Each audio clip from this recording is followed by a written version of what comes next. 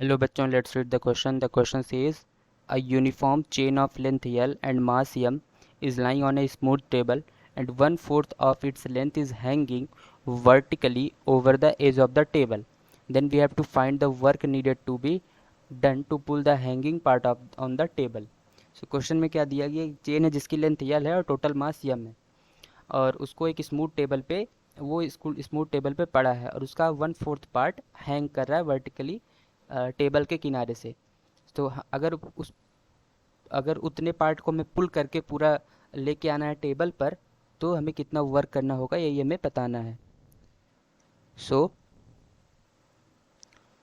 The key concept to solve this problem is key concept is basically हमें कितना work करना होगा।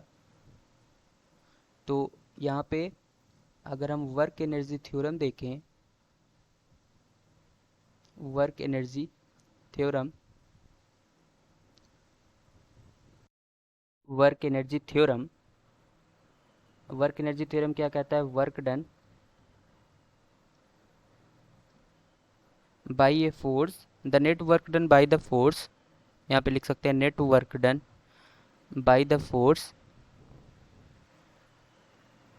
Is equal to change in kinetic energy. अब यहाँ पे क्योंकि काइनेटिक एनर्जी का रेफरेंस कहीं पे दिया नहीं गया है तो यहाँ पे एक कॉन्सेप्ट यूज़ करेंगे कि total mechanical energy would remain conserve. Total mechanical energy remains conserve.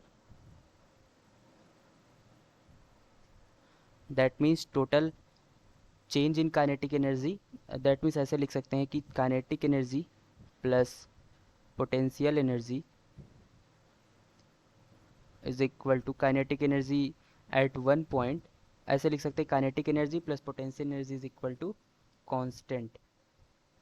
सो इसी कॉन्सेप्ट यूज़ करके अगर हम क्वेश्चन को फर्दर सॉल्व करें, सो इन द सोल्यूशन ये टेबल दिया गया है, टेबल का एज है जहाँ पे एक चेन पड़ी है।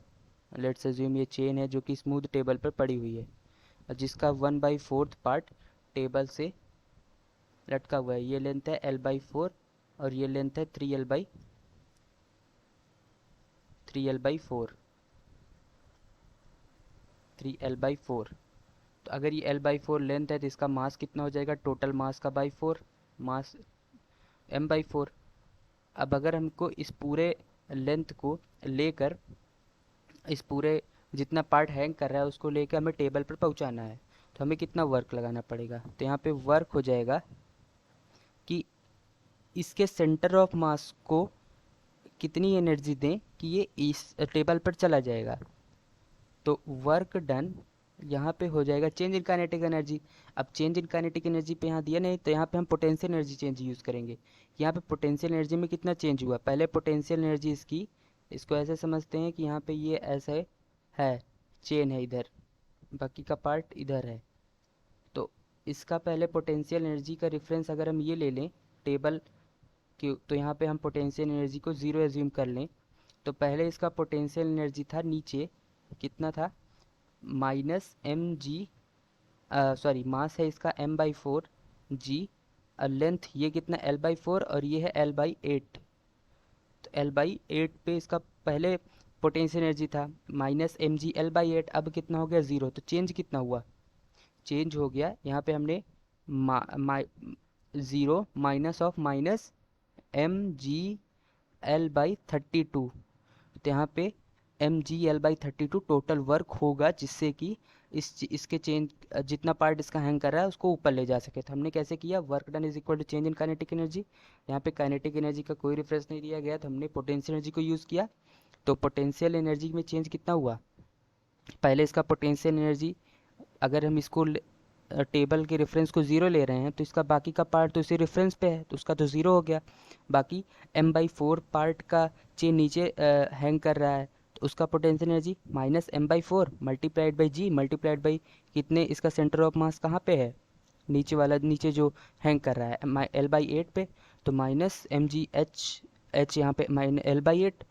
और तो अगर इसको हम डेल्टा की बात करें, चेंज की बात करें, तो mg/L/32. So the correct answer for this problem is mg/L/32. Hope you understood it well. Best of luck.